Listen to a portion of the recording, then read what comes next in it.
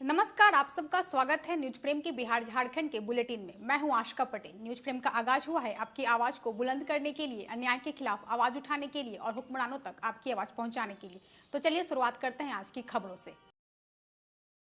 लखीसराय में पहले चरण के विधानसभा चुनाव को लेकर प्रत्याशियों ने चुनावी प्रचार तेज कर दिया है। कांग्रेस महासचिव प्रियंका गांधी वाड्रा ने केआरके मैदान में महागठबंधन प्रत्याशी के पक्ष में सभा को संबोधित करते हुए बिहार की पावन धरती और इसकी ऐतिहासिक भूमिका की बात कही। ये जो आपकी धरती है, ये एक पवित्र धरती है, आध्यात्मिक धरती है।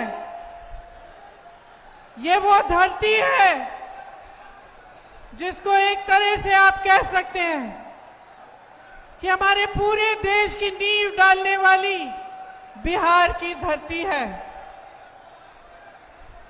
आज मैं यहां आपके सामने खड़ी हूं।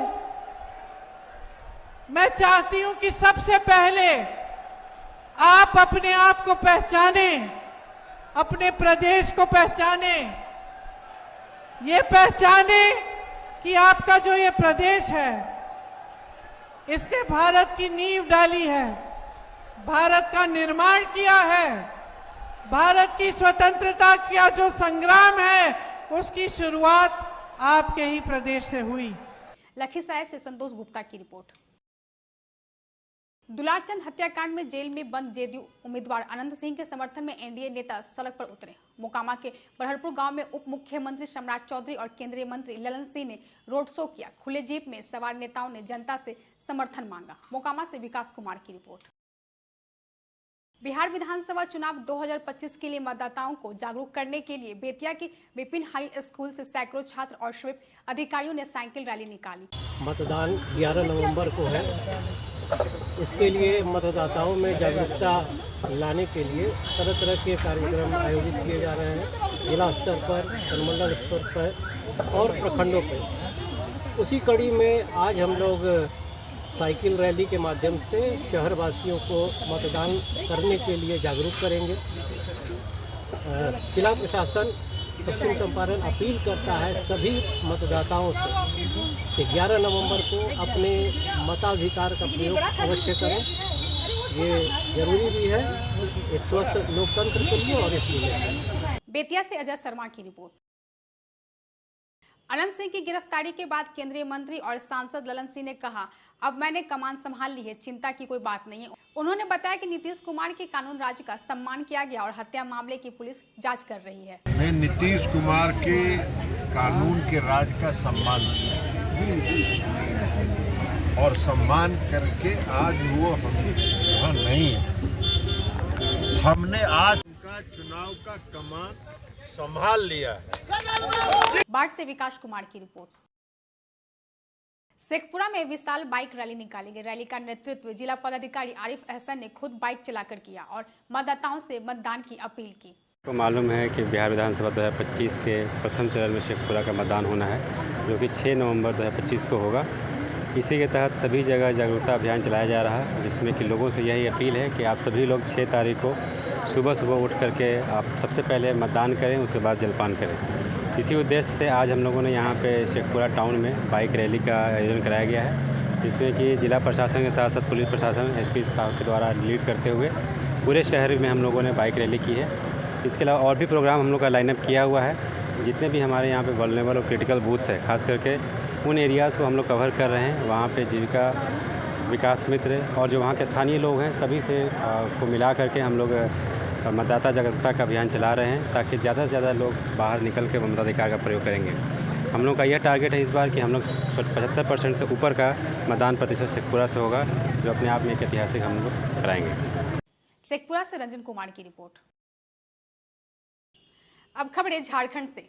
पश्चिम सिंहभूम के चाईबासा सदर अस्पताल में हुई थैलेसीमिया पीड़ित मासूम बच्चों को संक्रमित रक्त चढ़ाने की घटना को लेकर भाजपा मुखर है। इसके विरोध में आज रांची महानगर भारतीय जनता पार्टी ने सदर अस्पताल परिसर में धरना प्रदर्शन किया। रांची से प्रियंका कुमारी की रिपोर्ट। रांची पुलिस ने मांडर में 134 बोरी फेंसिडिल कफ सिरप बरामद कर ट्रक जब्त किया। चालक वसीम निजाम शेख को गिरफ्तार किया गया है और अब मामला एनडीपीएस एक्ट व औषधि अधिनियम तहत दर्ज कर जांच की जा रही है।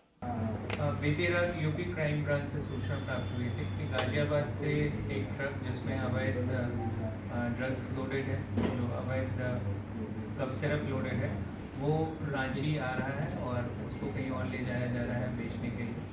तो इस सूचना के आधार पर एक टीम का गठन किया गया और सभी जगहों पे चेकिंग लगाई गई। तो मांडर थाना के पास में चेकिंग के दौरान एक ट्रक को पकड़ा गया। उससे पूछताछ करने में बताया गया है कि उस ट्रक में चावल लोडेड है, लेकिन कड़ाई से पूछताछ करने पर उसने बताया कि ट्रक में अवैध कफ सिरप लोडेड है। जब उसकी जांच की गई तो फेंसिडिल नामक एक कफ सिरप है वो 13,400 क्वांटिटी उसकी बरामद हुई है और ये एक रेगुलेटेड ट्रक है और उसने कोई डॉक्यूमेंट प्रोड्यूस नहीं किया। इसी आधार पर उसको गिरफ्तार किया गया। रांची से प्रियंका कुमारी की रिपोर्ट। झारखंड कांग्रेस के पूर्व प्रदेश अध्यक्ष प्रदीप बालमुचु के झामुमो को लेकर दिए गए बयान पर झारखंड कांग्रेस ने अपना पक्ष रखा है। प्रदेश कांग्रेस अध्यक्ष केशव महतो कमलेश ने कहा कि यह प्रदीप बालमुचु का व्यक्तिगत बयान है। ये देखिए, डॉक्टर प्रदीप कुमार बालमुचु का ये अपना व्यक्तिगत बयान है। हम लोगों की ओर से उस तरह का कोई ये भी सोच है नहीं। हम लोगों का गठबंधन पूरी तरह इंटेक्ट है, पूरी तरह एकजुट है और आपने देखा कि 1 तारीख को हम लोग तमाम यहाँ से तीनों हमारे वर्किंग प्रेसिडेंट, 3 विधायक, हमारे जितने बोर्ड निगम और हमारे सीनियर कांग्रेस जन, हम लोगों ने बैठक की। रांची से कमल कुमार की रिपोर्ट। बोकारो स्टील सिटी में बीएसएल सुरक्षा विभाग के एमके पांडे और उनके सहयोगी स्नेक फ्रेंड एमके सिंह ने 2 दिनों में 8 सांपों का रेस्क्यू किया, जिनमें 2 अजगर, 2 रसेल वाइपर, कोबरा और धामिन शामिल है। सभी सांपों को वन विभाग को सौंप दिया गया है। तो अभी चलेगा जनवरी लास्ट फरवरी तक। तो एक दिखे तो झाड़ी झंकार में अगल बगल में दूसरा भी हो सकता है, तीसरा भी हो सकता है। मीटिंग सीजन है तो एक सांप पकड़ने वाले को हम देखे धोखा हुआ था। वो एक को टारगेट करके जा रहा था, दूसरा था उस पर पैर रख दिया या बगल में पैर रखा होगा, काट लिया। तो अगर रसल वाइपर एक सांप दिखे तो देखिए दूसरा भी हो सकता है, क्योंकि मीटिंग सीजन है। तो ये होता है, हम लोग देखते आए हैं, आप लोग को भी बता रहे हैं कि ये सावधानी जरूर बरतिएगा। बोकारो से चंदन सिंह की रिपोर्ट। जामताड़ा के आसनजोड़ी में बाइक और साइकिल की टक्कर में 2 साल के बच्चे की मौत और 3 लोग घायल हो गए हैं। इलाज के दौरान बच्चे की मौत से ग्रामीणों ने अस्पताल में लापरवाही का आरोप लगाते हुए हंगामा किया। सिविल सर्जन ने एक स्वास्थ्य कर्मी को निलंबित किया और जांच के आदेश दिए। आए दिन पूरे जिले में, मैं तो बोलूंगा पूरे प्रदेश में, जिस प्रकार स्वास्थ्य विभाग की लचर व्यवस्था होती जा रही है, जिस प्रकार स्वास्थ्य विभाग की दुर्गति होती जा रही है, और जामताड़ा जिले में, जिस जिले से खुद स्वास्थ्य मंत्री आते हैं, उस जिले में अगर स्वास्थ्य का ये स्थिति है तो भारतीय जनता पार्टी इसमें चुपचाप नहीं बैठेगी। और आज हमारे नेता, हमारे लोग और यहाँ आम जनता भी आज इस अस्पताल में इसलिए खड़े हैं कि एक मासूम लड़के की जान एक्सीडेंट में चली गई और वो जिंदा था जब अस्पताल में आया गया, लेकिन अस्पताल में लाया गया, उसके बाद उसकी इलाज सही से नहीं हो पाई, उसके कारण उसकी मौत हो गई। और स्वास्थ्य मंत्री यहाँ भी आएंगे और बचाव करेंगे अपने विभाग का।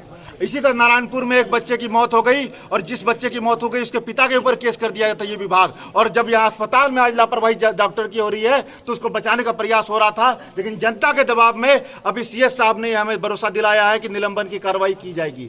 और अगर कुछ दिनों में अगर निलंबन का लेटर नहीं निकलता है, फिर से यही जगह रहेगी और यही लोग रहेंगे और इससे ज्यादा संख्या में लोग आकर यहाँ पे धरना देने बैठ जाएंगे और सीएस साहब को इसको जवाब देना पड़ेगा। और कल हम लोग जाकर इसका देखेंगे, जामताड़ा में भी इसके लिए हम धरना प्रदर्शन में हम लोग बैठ रहे हैं। जामताड़ा से संतोष कुमार की रिपोर्ट। अभी के लिए इस बुलेटिन में बस इतना ही। देश और दुनिया की सभी खबरों से अपडेट रहने के लिए हमारे यूट्यूब चैनल को सब्सक्राइब करें, हमारे फेसबुक पेज को लाइक करें और अपने सुझाव कमेंट बॉक्स में जरूर लिखें। अब हमें दीजिए इजाजत। धन्यवाद।